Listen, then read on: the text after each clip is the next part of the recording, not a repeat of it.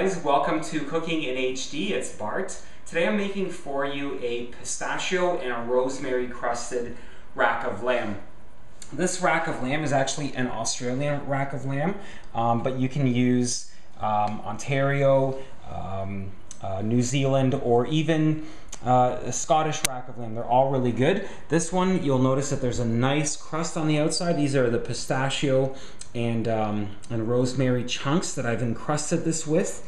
And so I'm going to carve this up for you and show you what it looks like at the end of the episode. And I'm pairing it with this pesto dish that I've created. This is actually a rosemary and walnut pesto, which I think goes well with my rack of lamb and its crust, because I think that they have a really, they have predominant flavors that they share. So stick around, I'll show you how to make this lovely and delicious rack of lamb. Right, well, let's check out our ingredients for the rack of lamb.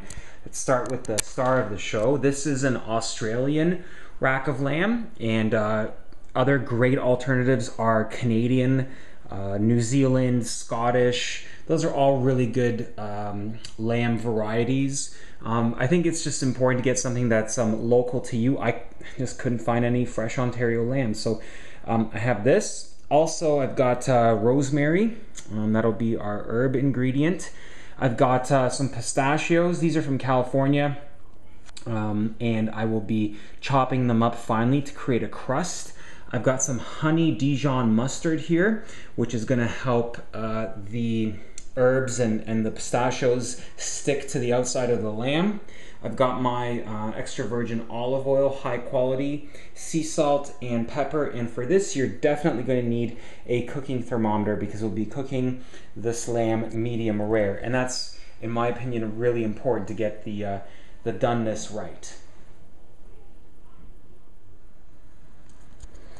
Well, let's start with the lamb. You'll notice that on the fatty side, there's actually quite a bit of fat here, and so I'm just going to actually butcher off some of this fat with a nice sharp knife, and you should be able to find some natural places where you can start to remove the fat.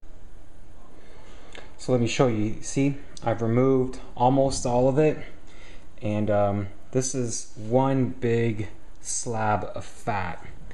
And I'm just going to cut the rest off here in a moment. But now you have a nice lean piece, and the last thing I'm going to bring to your attention is this gray piece right here. This is actually pretty tough. I think this is called sinew, but if you can get this off as well, that would be ideal, because honestly, this doesn't break down unless you cook it over long periods of time. It's actually really quite tough. Okay, so here are the pistachios. I've given them a nice chop. It's pretty fine. And then what I'm going to do is just,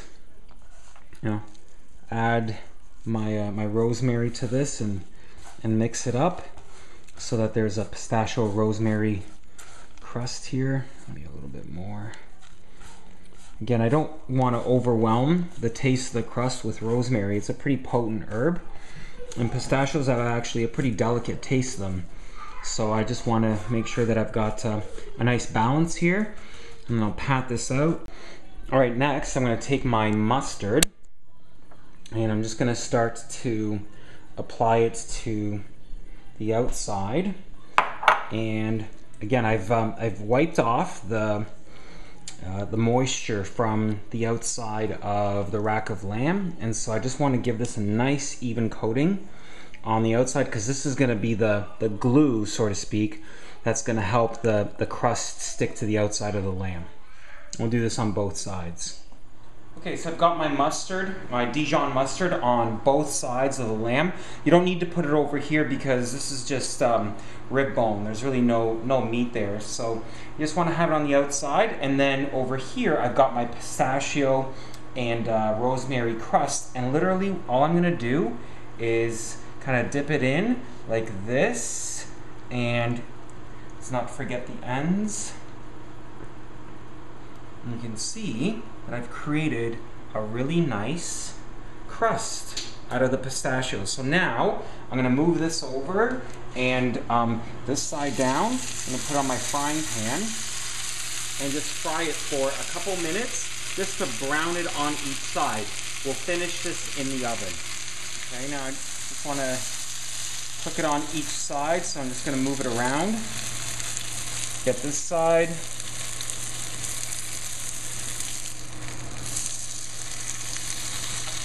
Okay, and then I will